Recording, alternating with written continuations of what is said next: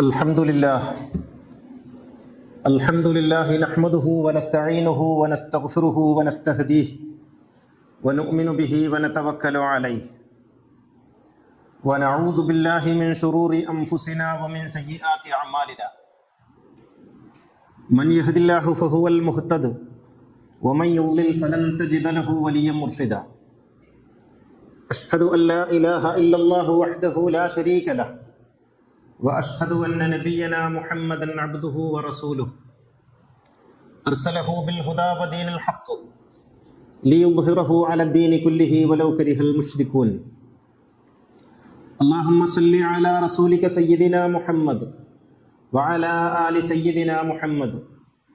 اللهم بارك على سيدنا محمد وعلى آل سيدنا ومولانا وحبيبنا ومنجينا وهادينا ومرشدنا وشفيعنا وإمامنا وقدوتنا وقرة أعيننا محمد، كما صليت وباركت على خليلك إبراهيم وآل خليلك إبراهيم إنك حميد مجيد. يا أيها الذين آمنوا اتقوا الله حق تقاته فلا تموتن إلا وأنتم مسلمون.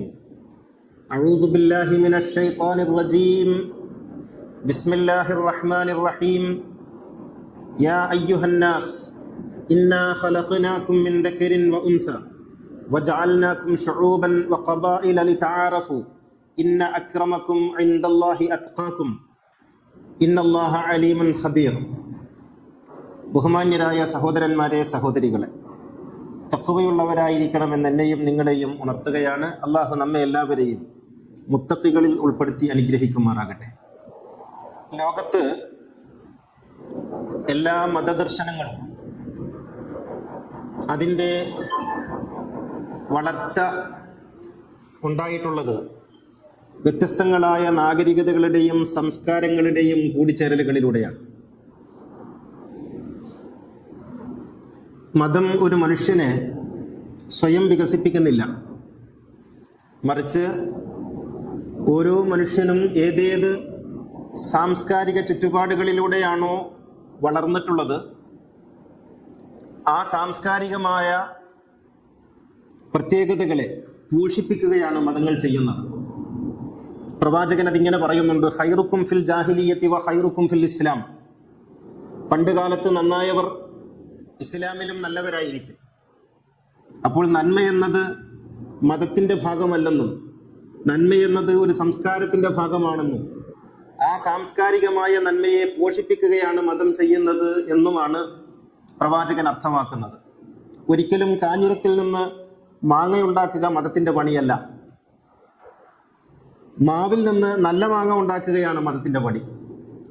അപ്പോൾ എന്താണോ അടിസ്ഥാനമായിരിക്കുന്നത് ആ അടിസ്ഥാനത്തെ പോഷിപ്പിക്കുകയാണ് മതങ്ങൾ ചെയ്യുന്നത്. അതുകൊണ്ടാണ് കെട്ടവർ മതത്തിൻ്റെ ഭാഗമാകുമ്പോൾ അവർ ഏറ്റവും കെട്ടവരായിത്തീരുന്നത്. അങ്ങനെയാണ്.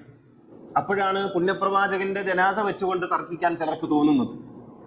അപ്പോഴാണ് പുണ്യപ്രവാചകന്റെ മകളെ കൊന്നുകളയണം എന്ന് ചിലരൊക്കെ ആഗ്രഹിക്കുന്നത്. അപ്പോഴാണ് മതം മറ്റൊരു വഴിയിലേക്ക് പോകണമെന്ന് ചിന്തിക്കുന്നത്. മതത്തിന്റെ പ്രശ്നമല്ല, അവരുടെ സാംസ്കാരികതയുടെ പ്രശ്നമാണ്. ഞാനിത് പറയുന്നത് ഇന്ന് നാം പേർഷ്യയെക്കുറിച്ച് ചർച്ച ചെയ്യുന്ന ഒരു പ്രത്യേകമായ പശ്ചാത്തലമാണ്. പേർഷ്യ നമുക്ക് ഇന്ന് കൂടുതൽ പഠിക്കേണ്ടുന്ന ഒരു വിഷയമായി തീർന്നിട്ടുണ്ട്. അറിയാത്തവർക്ക് പേർഷ്യ എന്തെന്നറിയാനുള്ള ഉത്കടമായ ആഗ്രഹം ഇന്നത്തെ ഒരു പ്രത്യേകമായ പശ്ചാത്തലത്തിലുണ്ട്. ഒരു നാഗരികതയെ തന്നെ ഇല്ലാതാക്കി കളയുമെന്നൊരു രാഷ്ട്രത്തിന്റെ സാരഥി പറയുമ്പോൾ, ഒരു നാഗരികതയെ ഒറ്റ രാത്രി കൊണ്ട് ഇല്ലാതാക്കുമെന്ന് പറയുമ്പോൾ ഏതാണ് ആ നാഗരികതയെന്ന് പഠിക്കേണ്ടത് ലോകത്തിന്റെ ആവശ്യമായി വരുന്നുണ്ട്. ഈ പേർഷ്യൻ നാഗരികത എന്ന് പറയുന്നത് ലോകത്ത് ഇന്ന് നിലനിൽക്കുന്ന നാഗരികതകളിൽ ഏറ്റവും പൗരാണികമായ നാഗരികതകളിൽ ഒന്നാണ്. അത് സ്വാധീനിക്കാത്ത മതങ്ങളില്ല. പേർഷ്യൻ നാഗരികത സ്വാധീനിക്കാത്ത മതങ്ങളില്ല. പേർഷ്യൻ നാഗരികത കൈമാറ്റം ചെയ്യാത്ത ഏതെങ്കിലും രാഷ്ട്ര സംവിധാനങ്ങളും ഇല്ല എന്നാണ് ഞാൻ കരുതുന്നത്. ഇന്ന് ഇസ്ലാമിക സംസ്കാരത്തിന്റെ അടിയാധാരമെന്ന് നമ്മൾ പറയുന്ന അറബി ഭാഷ പേർഷ്യൻ ഭാഷയിൽ നിന്നാണ് അതിന്റെ ലിപി കടം കൊണ്ടിട്ടുള്ളത്. അലിഫ്, ബാ, താ, സാ മുതൽ യാ വരെയുള്ള 28 അക്ഷരങ്ങളുടെ ലിപി കടം കൊണ്ടിട്ടുള്ളത് പേർഷ്യൻ നാഗരികതയിൽ നിന്നാണ്, പേർഷ്യൻ ലിപിയിൽ നിന്നാണ്. അത് ഒരു ലിപിയിൽ മാത്രം ഒതുങ്ങുന്നതല്ല. ഇസ്ലാം ഇന്ന് ഏതേതൊക്കെ മേഖലകളിൽ ഇസ്ലാമിക ദർശനം അതിൻ്റെ ഔജ്ജല്യം പ്രകടമാക്കുന്നുവോ അത് മുഴുവനും അറേബ്യയുടേതല്ല, പേർഷ്യയുടേതാണെന്ന് കാണാം. അറേബ്യയിൽ നിന്നാണ് ഉത്ഭവമെങ്കിലും ഇസ്ലാമിനെ നമുക്ക് ഇങ്ങനെ വിശദീകരിക്കാം: അറേബ്യ പ്രസവിക്കുകയും പേർഷ്യ ദത്തെടുക്കുകയും ചെയ്ത കുഞ്ഞാണ് ഇസ്ലാം എന്ന്. ഇങ്ങനെ അറേബ്യയിൽ നിന്നാണ് ഉണ്ടായിട്ടുള്ളതെങ്കിലും അതിൻ്റെ വളർച്ച മുഴുവനും, അതിൻ്റെ വികാസം മുഴുവനും ഉണ്ടായിട്ടുള്ളത് പേർഷ്യയിൽ നിന്നാണ്. അറേബ്യയിൽ നമുക്ക് പിൽക്കാലത്ത് കാണാൻ കഴിയുന്നത് രാഷ്ട്രീയവും അധികാരവും തമ്മിലുള്ള അവിശുദ്ധമായ ബന്ധങ്ങളും ബാന്ധവങ്ങളും അട്ടിമറികളും ഒക്കെയാണ്. പിന്നെ അവിടെ നിന്ന് നമുക്ക് കാണാൻ കഴിയുന്നത് മുഴുവനും കർമ്മശാസ്ത്ര ഗ്രന്ഥങ്ങളും കർമ്മശാസ്ത്ര ചർച്ചകളുമാണ്. വുളുവിൻ്റെയും കുളിയുടെയും. അത് അനാവശ്യമാണെന്നല്ല ഞാൻ പറയുന്നത്, അത് ആവശ്യമല്ലെന്നാണ്. ഇങ്ങനെ മനുഷ്യനെ ഒരു തരത്തിലുള്ള മായാവലയത്തിൽപ്പെടുത്തി കർമ്മശാസ്ത്ര കേന്ദ്രീകൃതമായ ഒരു ബോധത്തിന്റെ അടിമകളാക്കി ഷണ്ഡീകരിക്കുന്ന ചർച്ചകളാണ് അറേബ്യയിൽ നിന്ന് ധാരാളമായി വന്നുകൊണ്ടിരിക്കുന്നത്. ഞാൻ അടക്കി പറയുകയല്ല. അതേ സ്ഥാനത്ത് നിങ്ങൾ പേർഷ്യയിലേക്ക് നോക്കിയാൽ ഇസ്ലാമിന്റെ കല, ഇസ്ലാമിന്റെ തത്വശാസ്ത്രം, ഇസ്ലാമികമായ ആധ്യാത്മികത, ഇസ്ലാമികമായ സംഗീതം, ഇതിന്റെ എല്ലാ വശങ്ങളും ഇതൾ വിരിച്ച് ചർച്ച ചെയ്ത് പ്രഫുല്ലമാക്കി തരുന്നത് പേർഷ്യയാണ്. നിങ്ങൾ നോക്കൂ, ഇമാം ഗസാലി പേർഷ്യക്കാരനാണ്. ഇസ്ലാമിന്റെ ഹൃദയം എന്ന് പറയാവുന്ന ഹുജ്ജത്തുൽ ഇസ്ലാം എന്ന് നാം ആദരപൂർവ്വം വിളിക്കുന്ന ഒരു മഹാപണ്ഡിതന്റെ ഇഹ്യാ ഉലൂമുദ്ദീൻ രചിച്ചിട്ടുള്ള, കീമിയ സആദ് രചിച്ചിട്ടുള്ള ഒരു മഹാജ്ഞാനി പേർഷ്യയുടെ സംഭാവനയാണ്, അറേബ്യയുടെ സംഭാവനയല്ല. ഇമാം റാസി പേർഷ്യക്കാരനാണ്. അദ്ദേഹം കൈവയ്ക്കാത്ത മേഖലകളില്ല. ഒരേ സമയത്ത് അദ്ദേഹം അസ്ട്രോണമിസ്റ്റ് ആണ്, അദ്ദേഹം ഖുർആൻ മുഫസ്സിറാണ്, അദ്ദേഹം ചരിത്രകാരനാണ്, അദ്ദേഹം ഗണിതശാസ്ത്രജ്ഞനാണ്.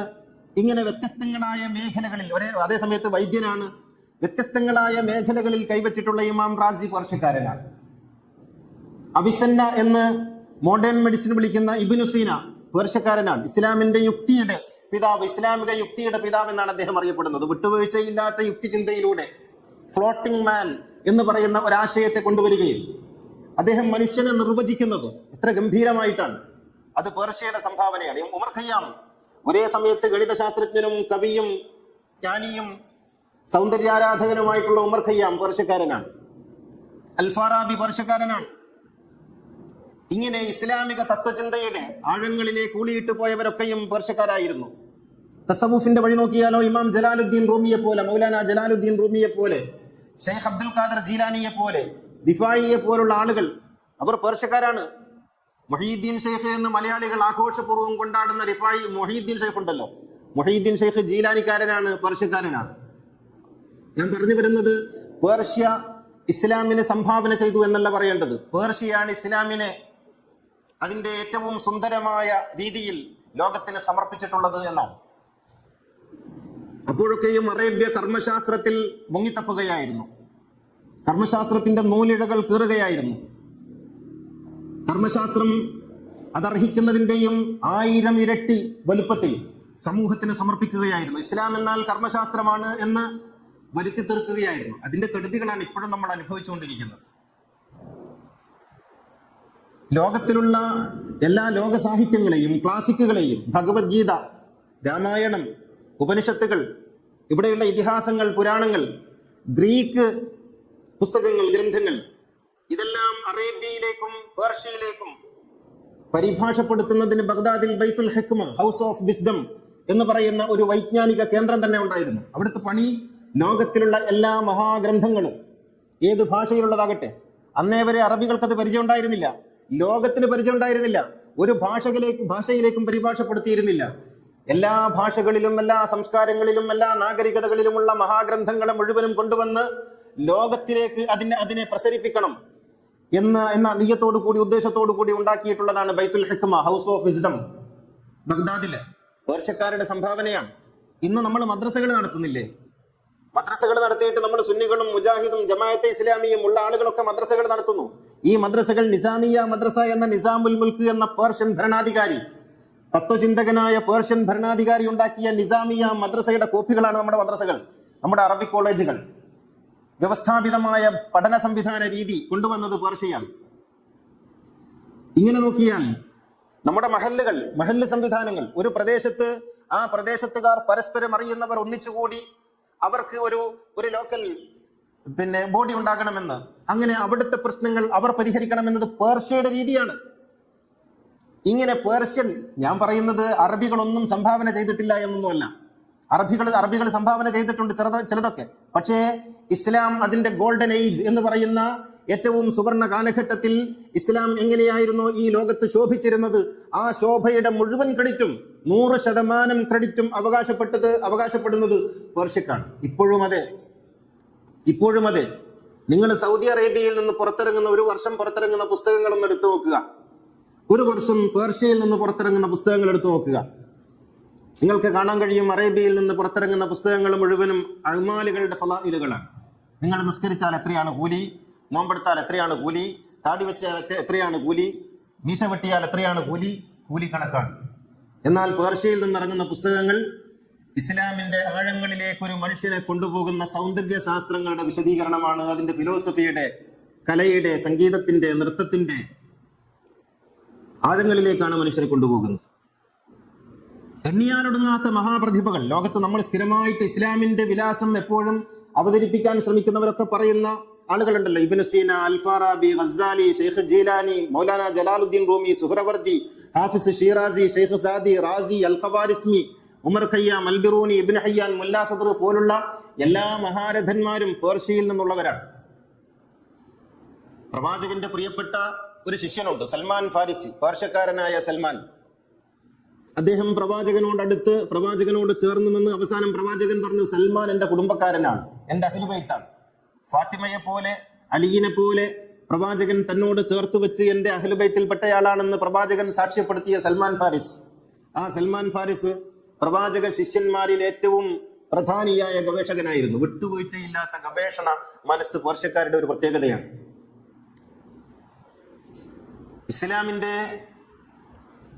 ഇസ്ലാമിക നാഗരികതയ്ക്ക്, ഇസ്ലാമിക ദർശനത്തിന്, നാഗരികത എന്ന് പറയാൻ പോകുന്ന എനിക്ക് അറിഞ്ഞൂടാ, ഇസ്ലാമിക ദർശനത്തിന് അതിന്റെ ആകുന്ന വിധത്തിലുള്ള വ്യാപ്തിയൊക്കെ ഉണ്ടാക്കിയത് പേർഷ്യ മാത്രമാണ്.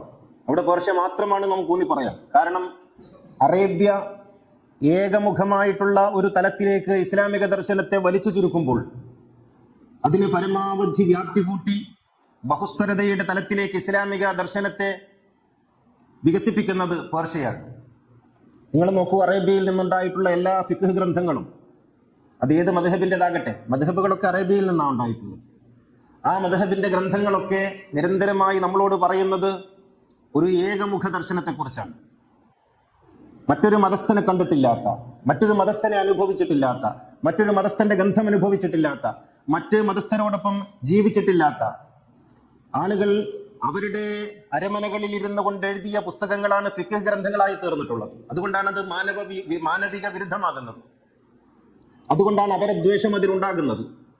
അതുകൊണ്ടാണ് എപ്പോഴും കൊല്ലുക എന്ന ഒരു ശബ്ദം അതിൽ നിറഞ്ഞു നിൽക്കുന്നത്. അതേ സ്ഥാനത്ത് പേർഷ്യൻ സംസ്കൃതിയിലേക്ക് പോകുമ്പോൾ അവിടെ ഇസ്ലാം വ്യാഖ്യാനിക്കപ്പെടുന്നത് വിശുദ്ധമായ മാനവികതയുടെ തലങ്ങളിലാണ്, ബഹുസ്വരതയുടെ തലങ്ങളിലാണ്, ജ്ഞാനപരതയുടെ സ്ഥലങ്ങളിലാണ്. തഖ്വയ്ക്ക് പ്രണയത്തിന്റെ അർത്ഥം നൽകിയത്, പ്രണയത്തിന്റെ ഭാഷ്യം നൽകിയത് ജലാലുദ്ദീൻ റൂമിയാണ്. സ്നേഹത്തിന്റെ മുദ്രണം നിന്റെ ഹൃദയത്തിൽ പതിയുന്നത് വരെ നീ മതത്തിന്റെ പടവുകൾ കയറിക്കൊണ്ടിരിക്കും എന്ന് പറയുന്ന മൗലാന ജലാലുദ്ദീൻ റൂമി മതത്തെയും ആധ്യാത്മികതയെയും രണ്ടായി വിശദീകരിച്ചു. അദ്ദേഹം പറഞ്ഞു, മതം എന്ന് പറയുന്നത് തോണി പോലെയാണ്. തോണിയുടെ ഉപയോഗം അക്കരെ കടക്കുക എന്നുള്ളതാണ്. അക്കരെ കടന്നാൽ പിന്നെ കടന്ന അനുഭവമാണ്, പിന്നെ തോണിയല്ല പ്രധാനം, അനുഭവമാണ് പ്രധാനം എന്ന് ഇമാം ജലാലുദ്ദീൻ റൂമി പറയുന്നുണ്ട്. ഇങ്ങനെ മതത്തെ ഒരു വഴിയായി കാണുകയും, മതത്തെ ഒരു തോണിയായി കാണുകയും, മതത്തെ ഒരു ഉപകരണമായി കാണുകയും, അതിനപ്പുറത്തുള്ള അധ്യാത്മാനുഭവമാണ് സത്യമെന്ന് വിശദീകരിക്കുകയും ചെയ്തു റൂമിയെ പോലുള്ള പേർഷ്യൻ ദാർശനികർ. എന്നാൽ മതം തന്നെയാണ് ലക്ഷ്യമെന്ന്, മതത്തിന്റെ ആചാരമാണ് പരമപ്രധാനമെന്നാണ് അറേബ്യയിൽ നിന്ന് നമുക്ക് പേർത്തും കേൾക്കാൻ കഴിഞ്ഞുകൊണ്ടിരുന്നത്. ഇവിടെയാണ് പേർഷ്യൻ നാഗരികത. യഥാർത്ഥത്തിൽ ഇസ്ലാമിന്റെ സൗന്ദര്യം മനസ്സിലാക്കണമെങ്കിൽ പേർഷ്യൻ സംസ്കാരം, ഇസ്ലാമിക ദർശനത്തെ ചേർത്ത് പിടിച്ച് അതിന് വ്യാഖ്യാനിച്ച രീതി ശ്രദ്ധിച്ചാലേ മനസ്സിലാവുള്ളൂ. നിങ്ങൾക്ക് അറേബ്യയിൽ നിന്നൊരു ഇസ്ലാമിനെ പഠിക്കാം. അറേബ്യയിൽ നിന്നുള്ള ഇസ്ലാമിനെ പഠിക്കുമ്പോൾ നിങ്ങൾ താടിയെക്കുറിച്ച് പഠിക്കും. നിങ്ങളുടെ വസ്ത്രത്തെക്കുറിച്ച് പഠിക്കും, നിങ്ങൾ മീശ വെട്ടുന്നതിന്റെ ദിവസങ്ങളെക്കുറിച്ച് പഠിക്കും, പദാർത്ഥപരമായ സ്വർഗത്തെക്കുറിച്ച് പഠിക്കും. നിങ്ങൾക്ക് പേർഷ്യയിൽ നിന്ന് ഇസ്ലാമിനെ പഠിക്കാം. പേർഷ്യയിൽ നിന്ന് ഇസ്ലാമിനെ പഠിക്കുമ്പോൾ ബഹുസ്വരമായ ഒരു ഇസ്ലാമിനെ കുറിച്ച് പഠിക്കും. കലയുള്ള, സൗന്ദര്യമുള്ള, സാഹിത്യമുള്ള, കവിതയുള്ള, നൃത്തമുള്ള, സംഗീതമുള്ള ഒരു ഇസ്ലാമിനെ കുറിച്ച് പഠിക്കും. ശാസ്ത്രമുള്ള, ഗണിതമുള്ള ഒരു ഇസ്ലാമിനെ കുറിച്ച് പഠിക്കും. ഇതാണ് വ്യത്യാസം. അപ്പോൾ അറേബ്യ പ്രസവിക്കുകയും പേർഷ്യ ദത്തെടുക്കുകയും ചെയ്ത ഒരു ഇസ്ലാമാണ് മുഹമ്മദ് നബിയുടെ ഇസ്ലാം.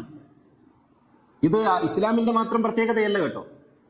പേർഷ്യ സംഭാവന നൽകിയിട്ടില്ലാത്ത, ഇപ്പോ ഭാരതത്തിന്റെ ദർശനം, ഭാരതീയ ദർശനം എന്ന് ഇന്ന് നാം പറയുന്ന ഈ ദർശനമുണ്ടല്ലോ, ഈ ദർശനം ലോകത്തേക്ക് മുഴുവനും എത്തിയിട്ടുള്ളത് പേർഷ്യ വഴിയാണ്. പേർഷ്യയായിരുന്നു അതിന്റെ ചാലകം. ഷാജഹാന്റെ പുത്രൻ ദാരാഷിഖോ അദ്ദേഹത്തിന്റെ സമ്പത്ത് മുഴുവനും ചെലവഴിച്ചത് ഇന്ത്യയിലെ ഉപനിഷത്തുകളും വേദങ്ങളും കഥകളും ഇതിഹാസങ്ങളും പുരാണങ്ങളും ഒക്കെ പേർഷ്യയിലേക്ക് പരിഭാഷപ്പെടുത്തുന്നതിന് വേണ്ടിയാണ്. അതിനുവേണ്ടി പണ്ഡിതന്മാർക്ക് ചെലവും കൊടുത്ത്, അവരർഹിക്കുന്നതിലധികം കൊടുത്ത്, തൻ്റെ സമ്പാദ്യം മുഴുവനും ഇതിനു വേണ്ടിയാണ് വിനിയോഗിച്ചത്. അങ്ങനെയാണ് ഇവിടെയുള്ള ഉപനിഷത്തുകളും വേദങ്ങളും ഒക്കെ ലോകത്തിന്റെ ഈ ഒരു വൃത്തത്തിൽ നിന്ന് പുറത്തു കടക്കുകയും ലോകത്തിന്റെ കണ്ണിൽ പെടുകയും ചെയ്യുന്നത്. അങ്ങനെയാണ് അത് ഇംഗ്ലീഷുകാർ കാണുന്നത്, അങ്ങനെയാണ് മറ്റു ഭാഷക്കാർ കാണുന്നത്, അങ്ങനെയാണത് ആ ഭാഷകളിലേക്ക് പരിഭാഷ ചെയ്യപ്പെടുന്നത്. പേർഷ്യയാണ് എല്ലാ ജ്ഞാനത്തിൻ്റെയും കൈവഴികളായി, നദികളായി, ചാലുകളായി മാറിയിട്ടുള്ളത്. പേർഷ്യ എന്ന് പറയുന്ന നാഗരികതയെ, പേർഷ്യ എന്ന് പറയുന്ന സംസ്കാരത്തെ മൈനസ് ചെയ്താൽ ലോകത്തെ യഥാർത്ഥത്തിൽ എല്ലാം അതാതിടങ്ങളിൽ മാത്രം ഒതുങ്ങിപ്പോകുന്ന വെറും വട്ടങ്ങളായി തീരുമായിരുന്നു എന്ന് നമുക്ക് കാണാൻ കഴിയും. ഞാൻ പറയുന്നത് എല്ലാ നാഗരികതകൾക്കും, എല്ലാ ദർശനങ്ങൾക്കും, എല്ലാ സംസ്കാരങ്ങൾക്കും പ്രത്യേകതകളുണ്ട്. പേർഷ്യൻ നാഗരികത ഇല്ലാതാകുമ്പോൾ സംഭവിക്കുന്നത് മനുഷ്യന്റെ ഒരു ചിറക് നഷ്ടപ്പെടുന്നു എന്നുള്ളതാണ്. മാനവികതയുടെ ഒരു ചിറക് നഷ്ടപ്പെടുന്നു എന്നുള്ളതാണ്. ഏതോ ഒരു ഭരണാധികാരിക്ക് ഭ്രാന്തുണ്ടാകുമ്പോൾ ഒരു നാഗരികതയെ ഇല്ലാതാക്കുമെന്ന് പറയുമ്പോൾ നിസ്സംഗമായി നമുക്ക് കേൾക്കാൻ കഴിയുന്നത് ആ നാഗരികതകളെ കുറിച്ച് നമുക്കറിയാത്തത് കൊണ്ടാണ്. പേർഷ്യൻ നാഗരികത ചെറുതല്ല, നമ്മെ നമ്മളാക്കിയത്, ഭാരതീയനെ ഭാരതീയനാക്കിയത്, അറബിയെ അറബിയാക്കിയത്, ഇസ്ലാമിനെ ഇസ്ലാമാക്കിയത്, ഹിന്ദുമതത്തെ ഹിന്ദുമതമാക്കിയതിന്റെ പിന്നിൽ പേർഷ്യ നൽകിയ സംഭാവന വളരെ വലുതാണെന്നർത്ഥം. ഓരോ നാട്ടിലുമുണ്ട് പേർഷ്യയുടെ വ്യത്യസ്തങ്ങളായ മുദ്രകൾ. നമ്മുടെ നാട്ടിലുമുണ്ടത്. അത് ചരിത്രം പരിശോധിച്ചാൽ നമുക്ക് മനസ്സിലാക്കാൻ കഴിയും. ഈ ആയവ്യയങ്ങളാണ്, ഈ കൊള്ളക്കൊടുക്കലുകളാണ് മതങ്ങളായി തീരുന്നത്. അല്ലാതെ മതങ്ങൾ അങ്ങനെ ഒരു സംസ്കാരത്തെ ഉണ്ടാക്കുകയല്ല. വ്യത്യസ്തങ്ങളായ സംസ്കാരങ്ങളിൽ നിന്ന് പലതും സ്വീകരിച്ചാണ് ഒരു മതം അതിന്റെ ശാഖകളും ചില്ലകളും ഒക്കെ വികസിപ്പിക്കുന്നത്. വിശുദ്ധ ഖുർആനിൽ ഒരു ആയത്തുണ്ട്, സൂറ ഹുജറാത്തിൽ, യാ അയ്യുഹന്നാസ് ഇന്നാ ഖലഖനാകും മിൻ ദക്കരിൻ വഉൻസ വജഅൽനാകും ശുഊബൻ വഖബാഇല ലിതആറഫു ഇന്ന അക്രമകും ഇൻദല്ലാഹി അത്ഖാകും. മനുഷ്യരെ, നിങ്ങൾ ഒരു പുരുഷന്റെയും ഒരു സ്ത്രീയുടെയും, ഒരാണിന്റെയും ഒരു പെണ്ണിന്റെയും മക്കളാണ്. നിങ്ങൾ വ്യത്യസ്തങ്ങളായ ഗോത്രങ്ങളും വ്യത്യസ്തങ്ങളായ വിഭാഗങ്ങളും ഒക്കെ ആയി തീർന്നത് ലിതആറഫു, നിങ്ങൾ പരസ്പരം മനസ്സിലാക്കുന്നതിന് വേണ്ടിയാണ്. ഇവിടെ ഈ മനസ്സിലാക്കുക എന്ന് പറയുമ്പോൾ നമ്മൾ വിചാരിക്കുന്നത് ഇത് മുഹമ്മദാണ്, ഇത് പോക്കറാണ്, അത് നാരായണനാണ്, ഇത് വർഗീസാണ് എന്ന് മനസ്സിലാക്കലല്ല. മറിച്ച് വ്യത്യസ്തങ്ങളായി തീർന്ന, പേർഷ്യയായി തീർന്ന, ഭാരതമായി തീർന്ന, അറേബ്യയായി തീർന്ന, ആഫ്രിക്കയായി തീർന്ന മനുഷ്യവർഗങ്ങൾ, മനുഷ്യ സംസ്കാരങ്ങൾ, ഈ സംസ്കാരങ്ങൾ തമ്മിലുള്ള പരസ്പരം അങ്ങോട്ടും ഇങ്ങോട്ടുമുള്ള കൊടുക്കൽ വാങ്ങലുകളാണ് ഈ തആറഫു എന്ന് പറയുന്നതിലൂടെ അർത്ഥമാക്കുന്നത്. നിങ്ങൾ അങ്ങോട്ട് കൊടുക്കണം, അവരിങ്ങോട്ട് തരണം. അങ്ങനെ കൊടുക്കലുകളും വാങ്ങലുകളും പരസ്പരം നടക്കുമ്പോഴാണ് യഥാർത്ഥത്തിൽ മാനവികത പുലരുന്നത്. ഒരു സംസ്കാരവും സ്വയം സമ്പൂർണമല്ല. ഭാരതീയ സംസ്കാരം സ്വയം സമ്പൂർണമല്ല തന്നെ. അറേബ്യൻ സംസ്കാരം ഒട്ടും സ്വയം പൂർണ്ണമല്ല. എല്ലാം അങ്ങോട്ടും ഇങ്ങോട്ടും കൊടുക്കുകയും വാങ്ങുകയും ചെയ്യണം. അങ്ങനെ വാങ്ങാത്ത, കൊടുക്കാത്ത ഏത് സംസ്കാരമാണ്, ഏത് ഭാഷയാണ്, ഏത് മതമാണുള്ളത്? സ്വന്തം എന്ന് പറയാൻ, എല്ലാം ഞങ്ങളുടേത് മാത്രമാണെന്ന് പറയാൻ കഴിയുന്ന ഏത് മതമാണ് ലോകത്തുള്ളത്? ഇല്ല. വെറുതെ അവകാശപ്പെടാമെന്നല്ലാതെ അങ്ങോട്ടും ഇങ്ങോട്ടും കൊടുക്കുകയും വാങ്ങുകയും ചെയ്തുകൊണ്ട് തന്നെയാണ്, കുറക്കുകയും കൂട്ടുകയും ചെയ്തുകൊണ്ട് തന്നെയാണ് ഓരോ മതവും മതമായി തീർന്നിട്ടുള്ളത്, ഓരോ ദർശനവും ദർശനമായി തീർന്നിട്ടുള്ളത്. പേർഷ്യയെ മൈനസ് ചെയ്താൽ ഇസ്ലാമിക ദർശനമില്ല. പേർഷ്യയെ മൈനസ് ചെയ്താൽ ഇസ്ലാം മതവുമില്ല. പേർഷ്യ അതിന്റെ എല്ലാ ഭാഗങ്ങളിലും, എല്ലാ കോശങ്ങളിലും പേർഷ്യ സ്വാധീനിച്ചിട്ടുണ്ടെന്നർത്ഥം. പലരും പലപ്പോഴും പറയും പേർഷ്യ അല്ലെങ്കിൽ ഇറാൻ എന്ന് പറയുന്നത് പുതിയ ഒരു രാജ്യത്തിന്റെ പേരാണ്. പേർഷ്യ എന്നാണ് ആ നാഗരികതയെ നമ്മൾ അടയാളപ്പെടുത്തേണ്ടത്. ഇത് എല്ലാറ്റിനെയും സംബന്ധിക്കുന്ന ഒന്നാണെന്നർത്ഥം. ഞാൻ പറയുന്നത് എല്ലാ നാഗരികതകളും സംരക്ഷിക്കപ്പെടണം, എല്ലാ ദർശനങ്ങളും സംരക്ഷിക്കപ്പെടണം, എല്ലാ മതങ്ങളും സംരക്ഷിക്കപ്പെടണം. ഇത് മനുഷ്യനെ മനുഷ്യനാക്കി തീർത്ത ചരിത്രത്തിന്റെ പേരാണ്, മനുഷ്യനെ മനുഷ്യനാക്കി തീർത്ത ഇടപെടലുകളുടെ പേരാണ്. അതിനെ ഇല്ലാതാക്കി കളയുമെന്ന് ഏതെങ്കിലും ഒരു രാഷ്ട്ര തലവൻ, ഒരു ഭരണാധികാരി ഭ്രാന്തമായി പറയുമ്പോൾ അത് മനുഷ്യത്വത്തിന് നേരെയുള്ള, മാനവികതയ്ക്ക് നേരെയുള്ള കൊലവിളിയാണ് എന്ന് നമ്മൾ ഓർക്കണം. അല്ലാഹു അനുഗ്രഹിക്കുമാറാകട്ടെ. അഖൂലു ഖൗലി ഹാദാ വഅസ്തഗ്ഫിറുല്ലാഹൽ അലീം ലീ വലക്കും വഅസ്തഗ്ഫിഹി അന്നി വഅൻകും വഅൻ ജമീഇൽ മുസ്ലിമീന വൽ മുഅ്മിനീന അജ്മഈന ഫസ്തഗ്ഫിറുഹു ഇന്നഹു ഹുവൽ ഗഫൂറുർ റഹീം. അൽഹംദുലില്ലാഹില്ലദീ ഹദാനാ ലിഹാദാ വമാ കുന്നാ ലിനഹ്തദിയ ലൗലാ അൻ ഹദാനല്ലാഹ്. അസ്സലാത്തു വസ്സലാമു അലാ സയ്യിദിനാ മുഹമ്മദിൻ സയ്യിദിൽ കൗനൈൻ محبوب رب المشرقين والمغربين خاتم الأنبياء سيد المرسلين مراد المشتاقين محبوب العاشقين جد الحسن والحسين صاحب الحرمين وابن الذبيحين سيدنا محمد بن عبد الله بن عبد المطلب صلى الله عليه وعلى آله وصحبه الذين جاهدوا بأموالهم في سبيل الله وباعوا نفوسهم لدين الهدى رضي الله عنهم ورضوا عنه ذلك لمن خشي ربه إن الله وملائكته يصلون على النبي يا أيها الذين آمنوا صلوا عليه وسلموا تسليما. സഹോദരന്മാരെ, തഖ്വയുള്ളവരായിരിക്കണമെന്നൊന്നുകൂടി ഉണർത്തുകയാണ്. ഏതാനും വർഷങ്ങൾക്ക് മുമ്പ് ഇറാൻ സന്ദർശിച്ചപ്പോൾ ഉമർ ഖയ്യാമിൻ്റെ അന്ത്യവിശ്രമസ്ഥാനം കാണാനിടയായി. അദ്ദേഹത്തിൻ്റെ ഖബർ പണിതിട്ടുള്ളത് അഷ്ടകോൺ മാതൃകയിലാണ്. സാധാരണ നമ്മളൊക്കെ ഖബർ കാണുന്നത് 2 തെല്ലുകൾ ഉള്ള 2 മീസാൻ കല്ലുകൾ വെച്ചിട്ടുള്ള രീതിയിലാണല്ലോ. അഷ്ടകോൺ മാതൃകയിൽ ആദ്യമായി ഞാൻ ഒരു ഖബർ കാണുകയായിരുന്നു. അപ്പോൾ ഞാൻ ചോദിച്ചു, എന്തുകൊണ്ടാണ് ഉമർ ഖയ്യാമിന്റെ ഖബർ ഇങ്ങനെ അഷ്ടകോൺ മാതൃകയിൽ പണിതിട്ടുള്ളത്? അപ്പോൾ ലഭിച്ച മറുപടി ഏറെ ചിന്തിപ്പിക്കുന്നതായിരുന്നു. അദ്ദേഹം ഗണിത ശാസ്ത്രജ്ഞനാണ്.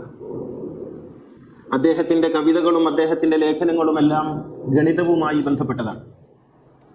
അദ്ദേഹം അഷ്ടകോണിനെ ഒരു പ്രത്യേകമായ പ്രതീകമായി പലയിടത്തും ചിത്രീകരിച്ചിട്ടുണ്ട്. അങ്ങനെയാണ് അദ്ദേഹത്തിന്റെ ഖബർ നാം അഷ്ടകോൺ മാതൃകയിൽ പണിയാം എന്ന് തീരുമാനിച്ചിട്ടുള്ളത്. ഇങ്ങനെ സ്മാരകങ്ങൾ പോലും പാഠങ്ങളാക്കി മാറ്റിയ ഒരു നാഗരികതയുടെ പേരാണ് പേർഷ്യ എന്ന് പറയുന്നത്. പക്ഷി സംഭാഷണം എന്ന പുസ്തകം എഴുതി ലോകശ്രദ്ധയെ ആകർഷിച്ച ഫരീദുദ്ദീൻ അത്താർ ഉമർ ഖയ്യാമിന്റെ തൊട്ടടുത്ത സ്ഥലത്ത് ആണ് അദ്ദേഹത്തിന്റെ ഖബറിടം. അവിടെ പോകുമ്പോഴൊക്കെ പക്ഷികൾ മനുഷ്യന്റെ ചെവിയിൽ എന്തോ മന്ത്രിക്കുന്നത് പോലെ ശില്പങ്ങൾ കാണാം. ഫരീദുദ്ദീൻ അത്താറിന്റെ ഖബർ എത്തുന്നത് വരെ ശില്പങ്ങൾ, ഒരു കുരുവി മനുഷ്യന്റെ കാതിലെന്തോ മന്ത്രിക്കുന്നത് പോലെ. ശില്പങ്ങൾ എങ്ങനെയാണ് ഒരു ദർശനത്തെ അടയാളപ്പെടുത്തുന്നത് എന്ന് നമുക്കവിടെ കാണാം. ശില്പത്തിനെതിരെ, ചിത്രങ്ങൾക്കെതിരെ ഒക്കെ മതം ശബ്ദിക്കുമ്പോഴാണ് ശില്പം തന്നെ ഒരു മതത്തെ പ്രതിനിധീകരിക്കുന്ന രീതിയിൽ ചിത്രീകരിക്കപ്പെടുന്നത്. ഞാനൊരിക്കലും ഷീയിയല്ല, ഞാൻ സുന്നിയുമല്ല. പക്ഷേ ഞാൻ പറയുന്നത് പേർഷ്യ നമ്മുടെ ഹൃദയഭൂമിയാണ് എന്നുള്ളതാണ്. കാരണം പേർഷ്യയാണ് നമുക്ക് നമ്മുടെ ആഴങ്ങളിലേക്ക് ഇറങ്ങിച്ചെല്ലാൻ പടവുകൾ തീർത്ത് തന്നിട്ടുള്ളത്. നാം ഏതൊരു ഔന്നത്യമാണോ സ്വപ്നം കാണുന്നത്, ആ സ്വപ്നത്തിനുള്ള ഭാഷ്യം തീർത്ത് തന്നിട്ടുള്ളത് പേർഷ്യയാണ്. അത് ഒരു നാഗരികത മാത്രമല്ല, മറിച്ച് അതൊരു സ്വപ്നത്തിന്റെ പേര് കൂടിയാണ്, ഒരു ജ്ഞാനദർശനത്തിന്റെ പേര് കൂടിയാണ്. അത് സംരക്ഷിക്കപ്പെടുക എന്നുള്ളത്, നിലനിർത്തപ്പെടുക എന്നുള്ളത് ഏതെങ്കിലും ഒരു രാജ്യത്തിന്റെ മാത്രം ആവശ്യമല്ല. അത് ലോകത്തിലെ നന്മ ആഗ്രഹിക്കുന്ന, ജ്ഞാനത്തെ സ്നേഹിക്കുന്ന, പ്രണയം മനസ്സിലുള്ള സകലരുടെയും ആഗ്രഹമാണ്. അറേബ്യ മരുഭൂമിയാണെങ്കിൽ പേർഷ്യ പൂവാടിയാണെന്നത് കേവലമായൊരു പറച്ചിലല്ല, അത് ഭൂമിശാസ്ത്രപരമായ പ്രത്യേകത കൂടിയാണ്. മരുഭൂമിക്ക് മരുഭൂമിയുടേതായ വരൾച്ചയും പൂവാടിയുടേതായ മൃദുലതയും ഉണ്ടാവുക സ്വാഭാവികമാണല്ലോ. നാം ഏതൊരു ദർശനത്തെയും പഠിക്കാൻ ചില കാരണങ്ങളുണ്ടാകും. ഇപ്പോൾ പഠിക്കാനുള്ള കാരണങ്ങൾ നമ്മെ തേടി വന്നുകൊണ്ടിരിക്കുന്നു. അള്ളാഹു അനുഗ്രഹിക്കുമാറാകട്ടെ. അല്ലാഹുമ്മ ഗ്ഫിർ ലിൽ മുഅ്മിനീന വൽ മുഅ്മിനാത്ത് വൽ മുസ്ലിമീന വൽ മുസ്ലിമാത്ത് അൽ അഹ്യാഇ മിൻഹും വൽ അംവാത് ഇന്നക മുജീബുദ് ദഅവാതി വഖാദിൽ ഹാജാത്ത് طيب ثراهم وجعل الجنة مأواهم ربنا آتنا في الدنيا حسنة وفي الآخرة حسنة وقنا عذاب النار ربنا اغفر لنا ولإخواننا الذين سبقونا بالإيمان ولا تجعل في قلوبنا غلا للذين آمنوا ربنا إنك رؤوف رحيم وآخر الدعاء الحمد لله.